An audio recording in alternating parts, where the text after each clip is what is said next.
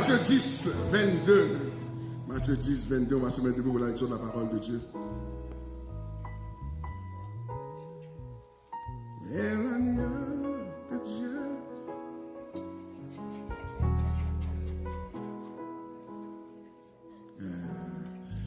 Lisons ensemble, le texte dira, tout le monde vous haïra à cause de moi, mais celui qui tiendra bon jusqu'au bout sera sauvé. On reprend ensemble, 1, 2, 3, lisons.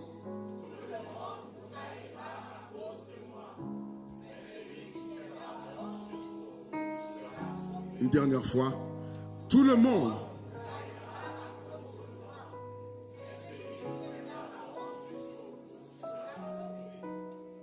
Seigneur, te remercions pour la grâce et la miséricorde que nous avons de pouvoir entendre ta parole et qu'elle produise en nous le fruit nécessaire pour le salut, non seulement pour l'éternité, mais aussi pour leur vie présente. C'est ce que je prie dans le nom de ton Fils Jésus-Christ, au nom de Jésus, au nom de Jésus, au nom de Jésus, au nom de Jésus. Amen. On peut se rendre dans la maison du Seigneur.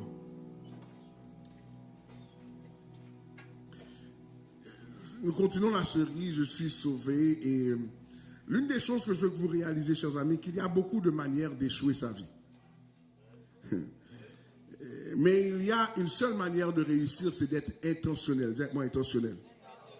Il y a plusieurs manières d'échouer sa vie, mais une seule manière de réussir, c'est d'être intentionnel. C'est important de comprendre que nous devons être intentionnels. On veut changer souvent nos disciplines, nos couples, nos familles, nos santé, notre vie spirituelle. On veut changer tout ce qui est autour de nous. Mais très souvent, quand ça devient lourd, on abandonne. Mais je veux te dire ceci, que la différence entre une vie qui est subie et une vie qui est transformée, ce n'est pas seulement la volonté, mais c'est le fondement même. Est-ce que tu es là avec moi? Est-ce que j'ai des gens ici qui veulent que leur vie avance ce matin? Non, dis-le bien. Dis, est-ce que je dis que je veux que ma vie avance? Je veux que tu répètes avec moi quelques déclarations ce matin. Est-ce qu'on est ensemble ce matin? Les musiciens, j'étais absent la semaine dernière, mais I'm back. Est-ce qu'on est là ensemble? On va faire des déclarations ensemble et je veux que tu le fasses avec énergie. Pourquoi je le fais ici? C'est parce que très souvent, l'une des choses, c'est que vous venez à l'église et vous êtes dans une attitude de dormance. Vous venez dormir. Vous venez écouter un monsieur s'exciter en avant comme un spectacle. Mais le but de la prédication, c'est que tu sois transformé, que tu repartes avec une conviction que Dieu peut faire. Amen. So, quand je te fais répéter certaines choses, c'est pour une déclaration qui puisse entrer non seulement ta pensée, mais transformer ta manière de voir la vie. Est-ce qu'on est ensemble ce matin? Déclare avec moi ceci. Dis, je refuse une vie subie. Dis, je refuse une vie d'échec. Dis, je choisis une vie intentionnelle parce que Jésus est mon fondement. Beaucoup de Français, comme j'aime dire. Mais lorsque je choisis une vie intentionnelle, c'est une vie où je ne reste pas à regarder le train, mais Jésus m'appelle à prendre action pour que j'embarque sur le train.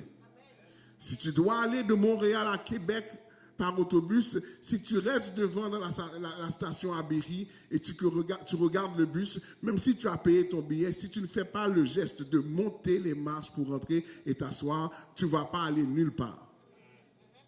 Si tu es là avec moi, tu vas voir ton compte de banque descendre, tu vas voir qu'il fait froid quand tu restes debout dehors, et puis tu vas voir les gens à Québec par la foi. Mais toi, tu resteras dans le réalisé. Est-ce que tu es là avec moi? Dis, je dois avoir une vie intentionnelle. Lorsque tu comprends que ton intention est importante, tu vas voir que ton intention ne suffit pas. Est-ce qu'on est avec moi ce matin? Je suis encore dans la thématique de « Je suis sauvé ». Mais ton intention sans Jésus devient une pression. Tu peux être discipliné, mais être vide. Tu peux être organisé, mais être perdu. Tu peux réussir. Tu peux réussir dehors et être brisé en dedans. Est-ce que tu es là avec moi? Dis, il me faut Jésus. Lorsque tu n'as pas Jésus, ta vie intentionnelle, c'est simplement de la performance. Mais la vie intentionnelle avec Jésus cause une transformation. Parce que nous sommes là ensemble. Ce matin, je vois quelques petites affaires avec vous ce matin et je veux que vous preniez note. Vous devez avoir une attitude de... Donc, conséquemment, tu dois entendre ce que je vais te dire, mais être attentif à ce que l'Esprit de Dieu va te dire. Ce matin, je veux commencer par dire ceci. Lorsque je prêche le salut, je ne connais pas ta vie, je ne sais pas ce que tu fais, mais tout moment, si tu sens Dieu parler à ton cœur, ne te bats pas avec lui. La Bible va t'enseigner de le laisser rentrer, au contraire, qu'il puisse faire un cheminement avec toi. Est-ce que tu es là avec moi? Ce matin, on va regarder ce que la Bible nous enseigne un peu. Je vais travailler un peu dans les Écritures avec vous encore une fois. Vous connaissez tous ce texte. Jean 3, verset 16. On y va ensemble à 3. 1, 2, 3. Ok, on recommence. Il y a des gens qui étaient trop excités, il y a des gens qui étaient excités. Ils avaient peur de faire l'amour, car Dieu a tant aimé. Ça commence comme ça. Ok, on y va ensemble. 1, 2, 3, on y va?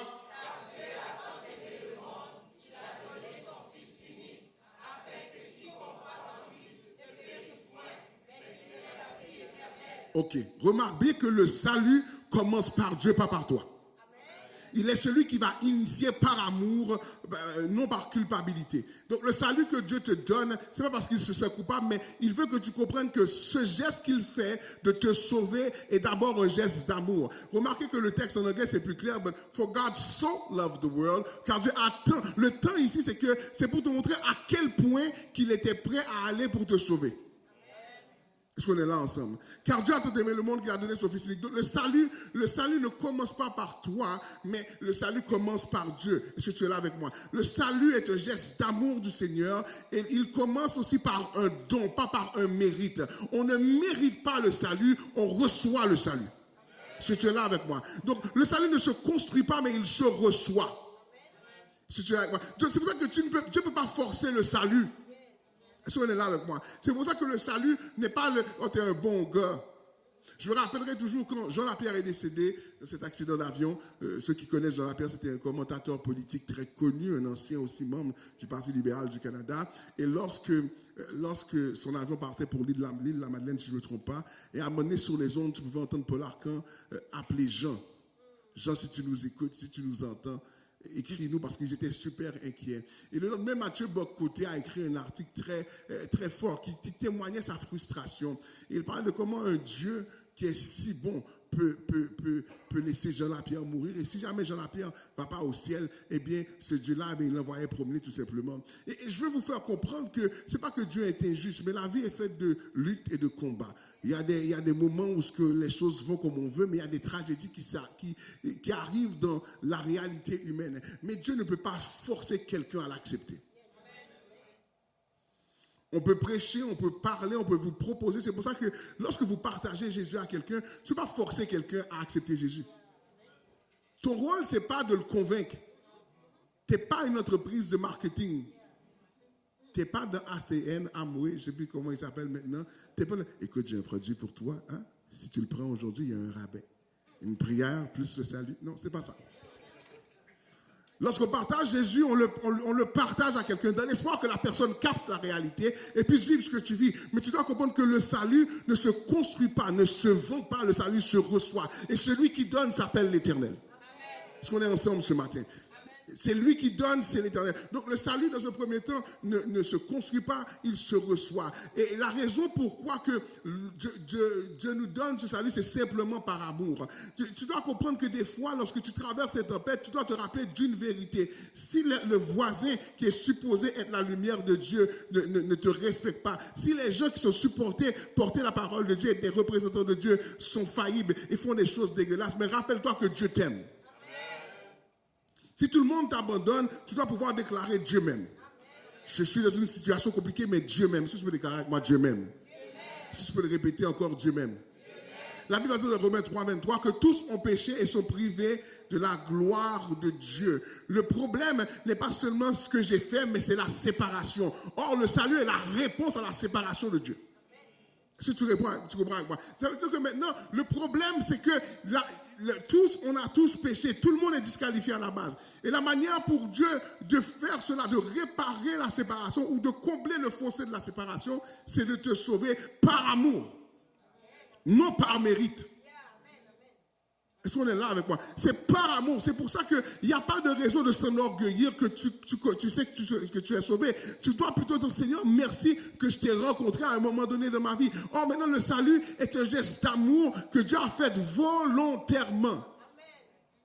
Si tu es là avec moi. Parce que tous ont péché. Donc, c'est un message pour tous les chrétiens légalistes. Moi, je suis. Hein?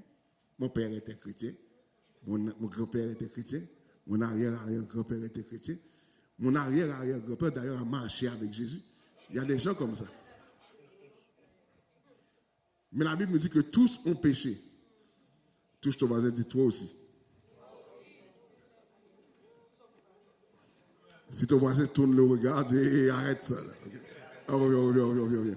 La Bible va dire dans Romains 6, 23 que le salaire que verse le péché, c'est la mort. Mais le don gratuit de Dieu, c'est la vie éternelle. Romains 5, 8 va te dire que, et Dieu ne demande pas d'abord de réparer, mais il va dire que alors que nous étions encore des pécheurs, Christ est mort pour nous. Donc Dieu ne te demande pas même de réparer ta faute, Dieu te demande d'abord de l'accepter. Si tu es là avec moi. Je ne sais pas pour toi, mais je trouve ça extraordinaire qu'un Dieu si grand prenne le temps de dire que je t'accepte. Pas important. Mais Seigneur, c'est pas grave. Lorsque le péché abonde, la grâce a.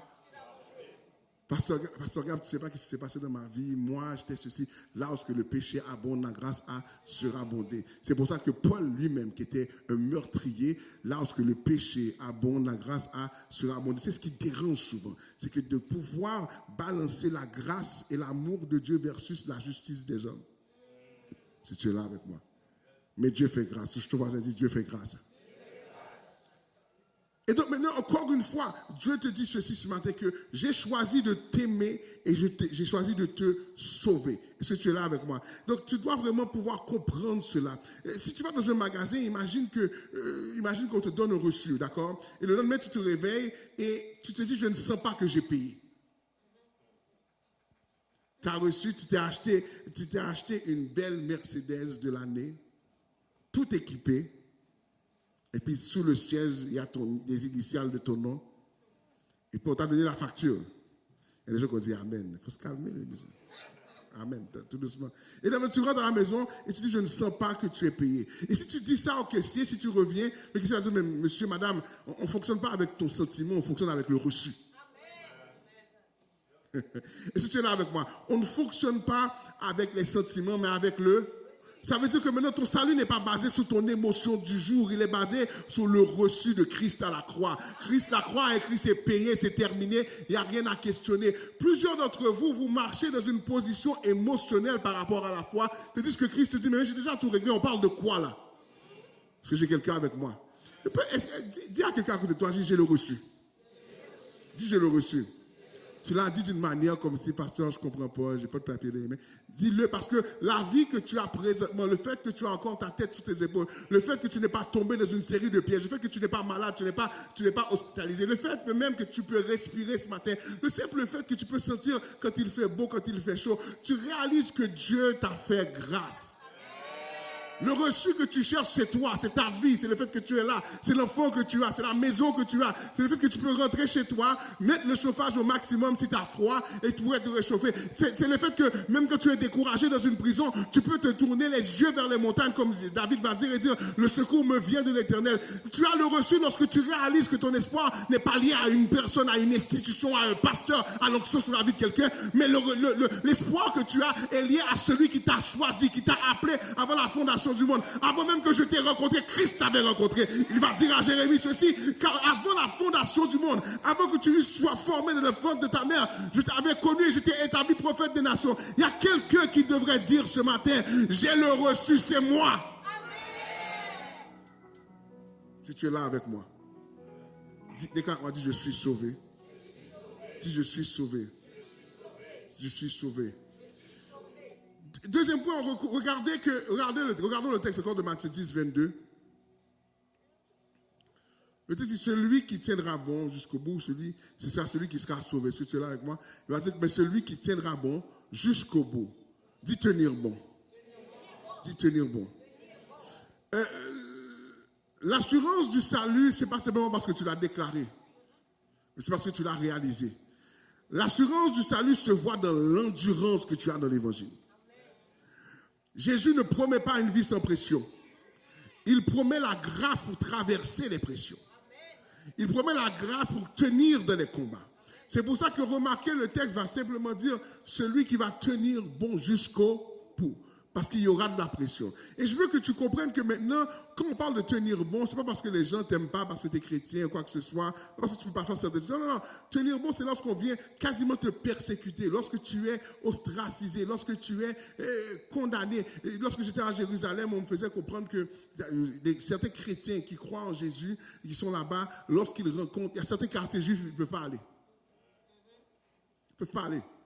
Parce que c'est sûr qu'on va venir pour eux autres. Et vous avez d'autres endroits, c'est les quartiers qui sont musulmans. Là aussi, ils sont un peu mal à l'aise. Donc, vous devez comprendre que lorsqu'on parle de tenir bon, ça veut dire qu'il va y avoir des choses qui vont vous faire douter. Non seulement la situation du monde. Hier, j'écoutais une interview. J'aime beaucoup écouter la radio. Combien tu écoutes encore la radio? On est juste 2. Waouh, quand même. Mais j'aime écouter la radio. Quand je conduis, j'écoute beaucoup la radio de Radio-Canada et j'écoute toutes sortes d'interviews. Et hier, l'interview, c'est qu'il y a un phénomène présentement où des gens tombent en amour avec une relation épistolaire. Une relation épistolaire, c'est une relation qui est basée sur des écrits. On s'écrit des lettres. Mais dans le cas échéant, le récipiendaire de la lettre ou des écrits n'est pas un autre être humain, mais c'est une intelligence artificielle. Et hier, j'étais estomaqué. Parce que le chroniqueur me dit que, mais qui on est pour juger c'est quoi l'amour? Entre une personne ou une intelligence artificielle, ce sont de vrais sentiments. Non, c'est une vraie maladie. Quand tu es rendu à commencer à dire que c'est normal, tu tombes en amour avec ChatGPT, tu as donné un nom à ChatGPT. Il y a une fille dans un documentaire que j'ai vu, la fille elle s'est fait tatouer le nom de l'IA plus elle. Elle plus l'IA égale l'éternité. Samuel donne, mais pourquoi tu as fait ça? Mais c'est parce que c'est la manière que l'intelligence artificielle a choisi de la marquer. Elle a utilisé le mot marquer. Et la mère, elle est là. Elle regarde la caméra et dit, non, non, ça c'est un red flag. Il faut lever le drapeau. Est-ce que tu es là avec moi? Il y a des choses qu'on voit dans la vie qui nous font re-questionner tout. Et c'est ça que vous devez comprendre. Rappelez-vous, je dis que le terrain de combat au niveau spirituel, le terrain de combat au niveau spirituel, ce sont tes pensées. C'est la manière de réfléchir, c'est la manière de fonctionner. Il y a certains d'entre vous, vous devez réaliser que lorsque la pression, lorsqu'on dit de tenir jusqu'au bout, c'est est-ce que tu es capable de tenir jusqu'au bout quand ton monde va dans une direction que tu ne comprends pas? On regarde le monde autour de nous qui est dans un état qu'on n'a jamais vu. Ceux qui sont de ma génération, on a vu des films. Il y a des choses qu'on a vues dans G.I. Joe. Dans une bande dessinée. Pour de vrai, des choses qu'on ne croyait pas voir. Là que tu vois toutes les histoires de Epstein. Que ce n'est pas Epstein, c'est une autre affaire. On parle d'extraterrestres. Que ce n'est pas des extraterrestres, c'est une autre histoire. Là maintenant, il y a une guerre entre l'Iran, les États-Unis, Israël. Le souverain sacrificateur des Iraniens et des musulmans est tombé. Là, on parle de vengeance. Le monde va dans une direction. Est-ce que tu es capable de tenir Christ même si le monde tombe? Si tu es là avec moi, c'est de ça qu'on parle de tenir bon. Parce que le monde va dans une spirale qu'on ne peut pas éviter. Parce que c'est l'ego qui mène les gens. C'est l'ego qui mène les leaders. On voit le Canada pour la première fois s'opposer aux États-Unis et la faire alliance avec la Chine. Là, tu te demandes, mais qu'est-ce que ça va engendrer comme relation? Et le monde, ça va dans une direction et la Bible te dit, mais à toi qui as tenu bon jusqu'au bout. Tenir bon jusqu'au bout. L'assurance du salut se montre par le fait que tu décides de tenir bon. L'assurance de ton mariage se fait lorsque même si ta femme est fatigante ou ton mari est fatigant. Oui, les femmes, on sait que c'est les maris qui sont toujours fatigants, c'est pas grave. Mais les hommes, on sait déjà, courage les hommes, courage. Mais toute blague à part, attention, t'as dit amen, fais attention ce soir. Tu peux pas venir chez moi dormir, là. Ça va pas marcher, là. T'as dit amen trop fort. C'est là avec moi. Mais l'assurance de ton mariage, je trouve que même dans les épreuves, j'ai choisi de t'aimer et de rester là. Et donc c'est ce que la Bible te dit, c'est que l'assurance de ton salut ne se montre pas parce que tu vas à l'église 6 fois semaine. L'assurance de ton salut montre que quand tu es dans l'épreuve, tu choisis de tenir sa main et d'avancer quand même.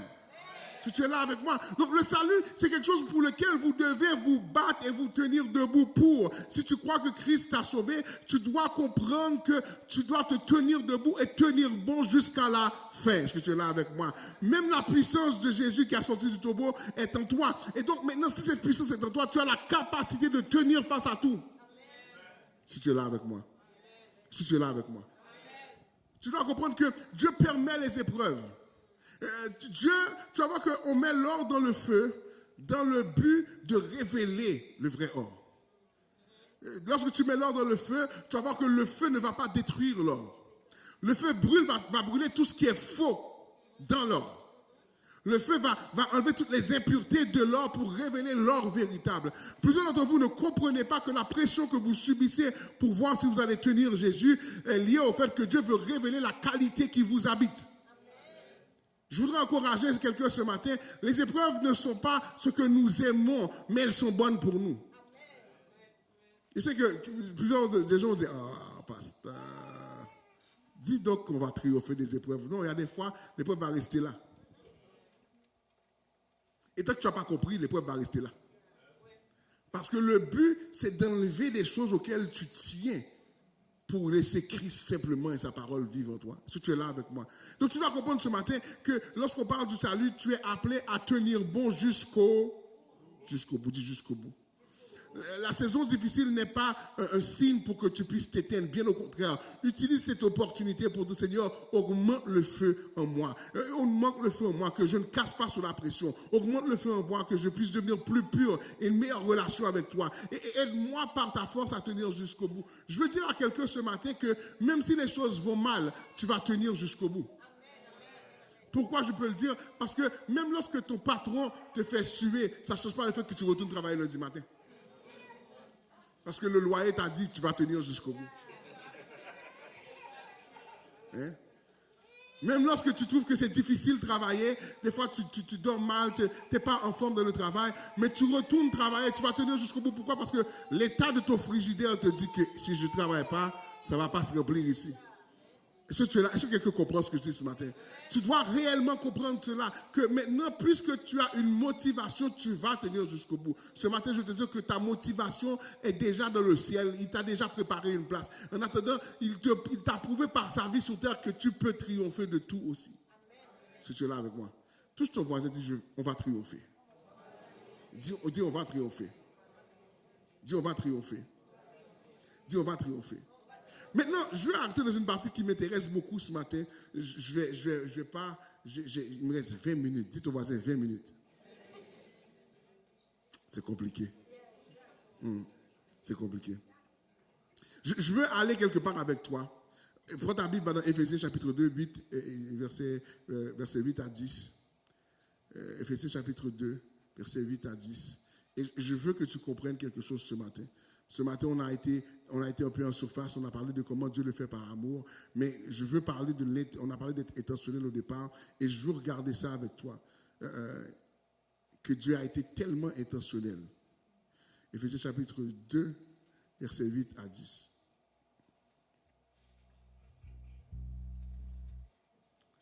Car c'est par la grâce que vous êtes sauvés, par le moyen de la foi. Cela ne vient pas de vous, c'est un don de Dieu. Ce n'est pas le fruit d'œuvre que vous auriez accompli. Personne n'a donc raison de se vanter. Est-ce que tu es là avec moi? Ce que nous sommes, nous le devons à Dieu. Car par notre union avec le Christ, Jésus, Dieu nous a créés pour une vie riche d'œuvres bonnes qu'il a préparées à l'avance afin que nous les accomplissions. Dieu ne m'a pas sauvé pour que je sois un trophée au ciel. Si tu es là avec moi. Sauvé par grâce, mais créé pour des œuvres. En d'autres termes, dans la Genèse, lorsque Dieu va créer l'homme, il va dire, faisons l'homme à notre image et à notre ressemblance. Lorsque Dieu crée de manière intentionnelle. Dieu crée avec un but. J'ai déjà enseigné ça fait longtemps, mais Dieu crée par design. Ça veut dire que lorsque Dieu t'a créé, il t'a créé dans un pays donné, dans une époque donnée, dans un contexte donné, parce qu'il t'a créé pour triompher de tout. Même dans ta situation, lorsque tu te compares, mais je trouve que j'ai pas assez d'argent, ou je trouve que je suis pas assez grand, ou je trouve que je ne parle pas assez bien, ou je trouve que je suis ceci. On a tellement de raisons pour se décourager, mais remarquez que Dieu nous a créés pour des œuvres bonnes, une vie riche en œuvres bonnes. Dis-moi, riche. Si tu n'es pas ici, sois ici ce matin, dis chargé. Il n'y a pas de R. Chargé. On est ensemble? Dis chargé. Tu vois, une vie qui est remplie d'œuvres bonnes. Les œuvres bonnes sont toutes de bonnes choses que tu peux faire. Des choses qui puisent ton talent, des choses qui utilisent ton intelligence, des choses qui utilisent toutes sortes d'activités. Dieu t'a créé intentionnellement. Le salut, ce n'est pas un pilote automatique pour dire on vit pour aller au ciel. Non. Depuis ici, il y a des choses que tu peux faire pour impacter ta génération. Dieu t'a sauvé pour que tu puisses être une bénédiction. Dieu ne t'a pas sauvé pour que tu dises, oh, moi je m'en vais au ciel, je suis béni. Tu dois faire attention de ne pas faire comme certaines sectes qui se promènent de porte à porte pour dire que parce que je suis de telle secte, je vais au ciel. Ça n'a rien à voir. Dieu va te rendre des comptes parce qu'il a planifié des choses que tu dois accomplir. Le salut te rappelle que je n'ai pas été créé par hasard. Ce n'est pas Darwin, ce n'est pas un singe, ce n'est pas un hasard, mais Dieu a été intentionnel. Il a dit à Jérémie, avant que tu fusses né, je t'avais établi prophète des nations. Ça veut dire que chaque personne ici, Dieu vous a sauvé, non seulement pour un mandat de l'éternité, mais il vous a sauvé pour un mandat ici. Dis avec moi ici. Dis avec moi ici. C'est pour ça que tu ne peux pas passer ta vie à tourner en rond. Laissez-moi sortir de mon cerveau quelques secondes et de dresser un avertissement sincère aux hommes et aux femmes qui passent leur vie à changer de direction comme ils changent de chemise ou de sous-vêtements. Normalement, tu fais ça. Mais certains d'entre vous n'avaient aucune stabilité. Et dans votre manque de stabilité, vous dites, oh, mais je sens Dieu. Combien de fois tu parles à des gens, oh, je sens c'est Dieu. Je sens c'est Dieu. Je sais que Dieu m'a parlé. Dieu ne t'a pas parlé. Tu es instable. Attention, est-ce qu'on peut avancer ensemble? Est-ce qu'on peut avancer ensemble?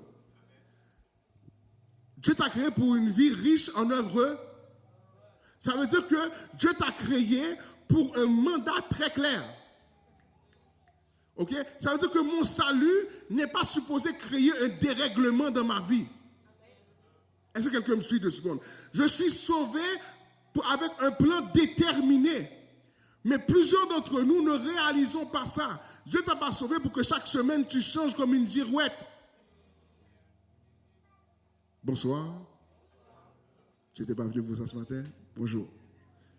Dieu t'a sauvé pour que tu marches dans un plan qu'il a établi pour ta vie. C'est pour ça qu'à Jérémie, il dit comme quoi que je connais les plans que j'ai formés sur toi, pas des plans de malheur, mais des plans de paix pour te donner un avenir et de l'espérance. Le psaume 84 te dira que celui qui s'appuie sur l'Éternel trouvera en son cœur des chemins tout.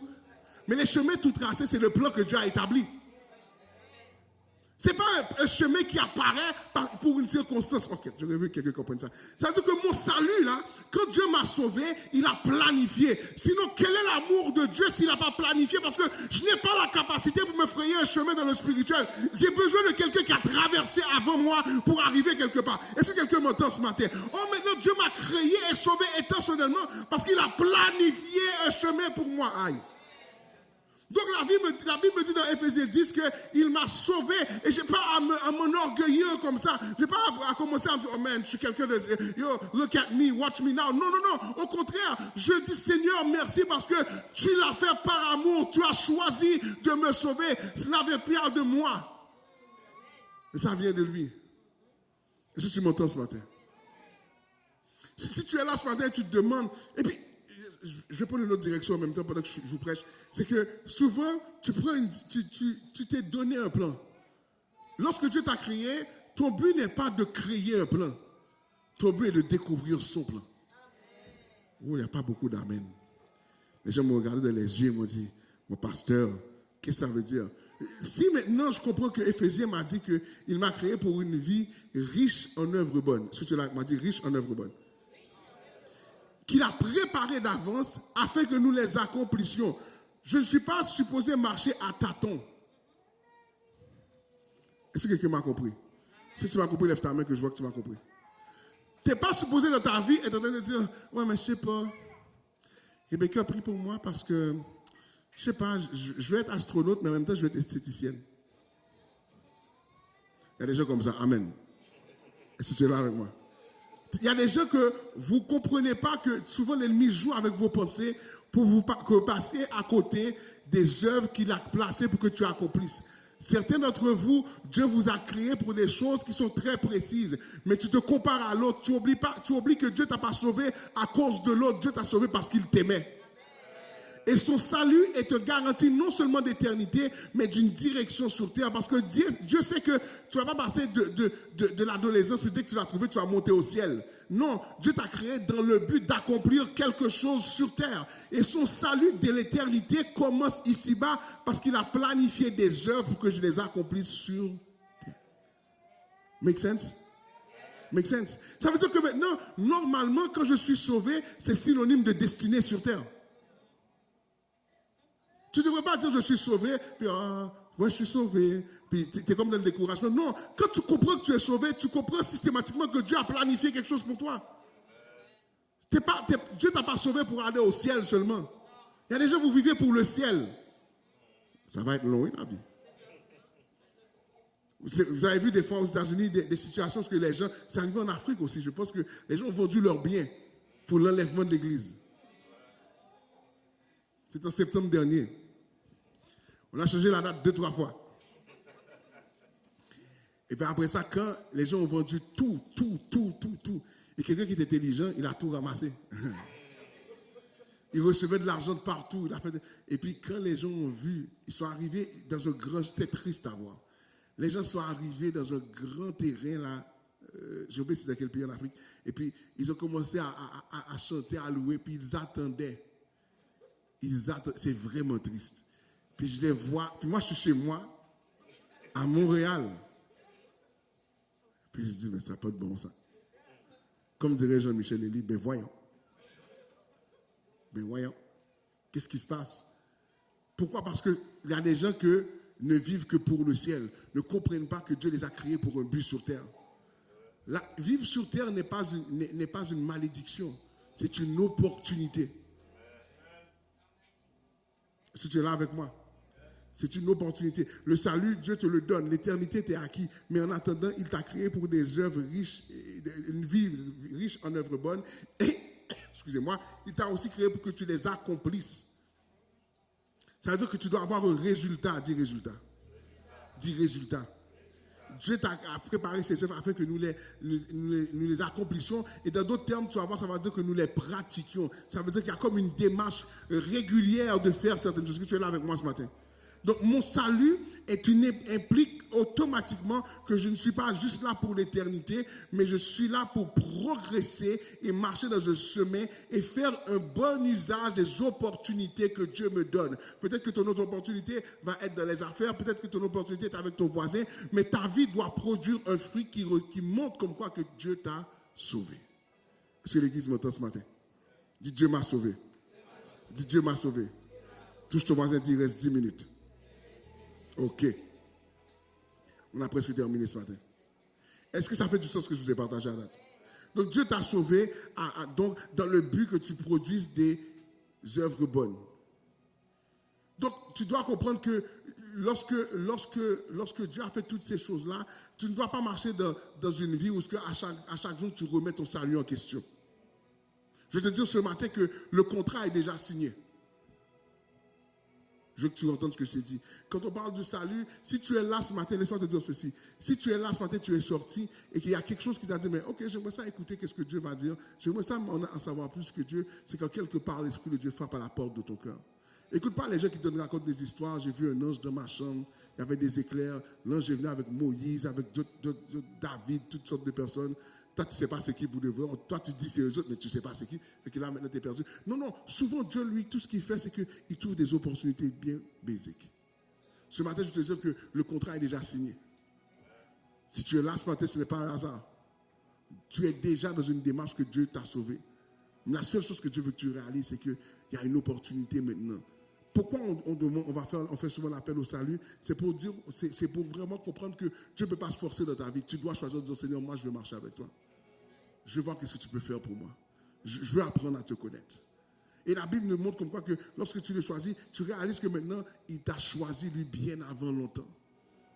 Bien avant que tu savais quoi que ce soit. Peut-être que tu l'as critiqué, peut-être que tu l'as rejeté, peut-être que tu n'as pas cru en lui. Dieu t'a choisi. Et donc maintenant, ce matin, je te dis que le contrat est déjà signé. Tout ce que Dieu te demande, c'est de dire oui. Et systématiquement, toutes les bénédictions qui sont associées à ton nom, toute la clarté que tu cherches va pouvoir être accessible à toi. Beaucoup vont vivre la vie comme pour voir s'ils peuvent gagner le salut. Mais le salut est déjà acquis. Maintenant, si tu prends Jésus-Christ. Tu n'as pas besoin d'aller. C'est comme si tu dirais que tu as un héritage. Tout ce que tu dois faire, c'est te présenter chez le notaire pour prendre ton héritage. Si tu es là avec moi, c'est jamais arrivé des fois, on te dit que tu as un coupon pour un spécial. Tout ce que tu as à faire, amène le coupon. Mais toi, tu négliges. Puis la date est passée. Puis là, tu dis, oh, est-ce que c'est possible que... Mais tu avais l'opportunité. Tu as choisi de ne pas utiliser l'opportunité. Ce matin, je veux te dire que le contrat est déjà signé. Tu n'as pas à te prouver. Dieu t'a choisi. Maintenant, tout ce que Dieu te demande, c'est de marcher avec la connaissance qu'il t'a choisi. Ce matin, on va terminer sur ça. Puis, si tu es là ce matin, puis ce que je t'ai dit fait du sens, il faudrait que tout le monde ait les yeux fermés. Et de ta place, tu n'auras pas à te lever. Si tu es là ce matin et que tu n'as jamais choisi Jésus-Christ comme ton sauveur personnel, ça veut dire que Jésus, tu en as entendu parler, tu vois des gens qui trippent bien sur Jésus, mais tu te dis, man, je ne sais pas, ça ne me dit rien. Mais ce matin, tu sens dans ton cœur qu'il y a quelque chose que j'ai l'impression qui est de l'autre côté que je n'arrive pas à saisir. Mon intellect ne le saisit pas, mais mon cœur me dit qu'il y a quelque chose là. Il y a quelque chose là. Il y a un livre que j'ai lu qui s'appelle, le nom m'échappe, c'est un livre de fiction, ça s'appelle The Shack. C'est un film, c'est un livre aussi, La cabane en français. Et puis à un moment donné, l'homme, je ne vais pas vous raconter l'histoire, mais à un moment donné, l'homme arrive dans un état parce que sa fille, il est au paradis, si vous voulez. Et puis là, maintenant, il sait que de l'autre côté, du genre de chute, de voile, sa fille est de l'autre côté. Il entend sa voix. Il ne peut pas la voir, mais il sait qu'elle est là. Plusieurs d'entre vous, vous savez que de l'autre côté, Dieu vous attend. Que c'est une réalité. Ça fait plus de 2000 ans qu'on essaie de discréditer Dieu, mais il y a encore plus de Dieu. Il y a encore plus de gens qui vous parlent de Dieu. Vous savez, dans certains pays, les gens font des rêves et reçoivent le Seigneur et marchent avec le Seigneur. Il y a quelque chose de planétaire qui dépasse tout ce qu'on peut comprendre. Ce matin, si tu n'as jamais choisi Jésus comme ton sauveur personnel et que tu aimerais le faire ce matin, lorsque tu es pendant que tout le monde a les yeux fermés, lève ta main, j'aimerais prier avec toi. Je vois une main. Je fais encore l'appel. Tu sais, l'une des choses que je n'ai pas prêché ce matin, que je vais prêcher peut-être les prochaines semaines, mais la Bible va dire que la seule manière de passer par contre de l'éternité, même quand le contrat est signé, c'est que tu dois l'accepter. You can't go back. Je vois une deuxième main. Tu ne peux pas quitter. Je te dis, tout ce que je peux faire, c'est te parler de Jésus. Utiliser ma meilleure capacité, tout ce que j'ai étudié, tout ce que j'ai compris pour te le partager, pour que tu sois connecté à lui. Ce matin, je prie que tu ne quittes pas ce lieu sans avoir fait de la paix avec Jésus. Pour ces gens qui ont levé la main, gardez la main bien haute, que je vous vois, que je vous vise bien. Seigneur, je prie pour ces gens, Seigneur, qui ont levé la main. Père éternel, je prie pour ces gens qui ont levé la main. Je prie que, Seigneur, tu ailles les visiter et que tu les touches à partir de maintenant. L'église, on va faire une prière ensemble. Gardez les yeux fermés, tout le monde. Je n'ai pas besoin que tu vois qui a levé sa main. Vous qui avez gardé la main levée, laissez votre main levée. On va dire cette prière ensemble avec eux. Dis, ce matin, Seigneur, je te donne ma vie. Ce matin, je choisis d'être sous ta tutelle. Désormais, tu es le roi de ma vie. Je veux marcher avec toi. Seigneur, je ne suis pas parfait, mais sois ma perfection. Je vais combler ce qui me manque. Et à partir d'aujourd'hui, je sais que mon livre qui porte mon nom est entre tes mains. Ma vie est entre tes mains et mon nom est inscrit dans le livre de la vie, dans le nom de Jésus. Si tu as fait cette prière, je crois qu'à partir de maintenant, je veux te dire que tu fais partie de la famille des sauvés et que ni le ciel, ni les démons, ni quoi que ce soit peut te ravir de la main de Dieu. Est-ce qu'on peut acclamer le Seigneur pour les gens qui ont accepté ça?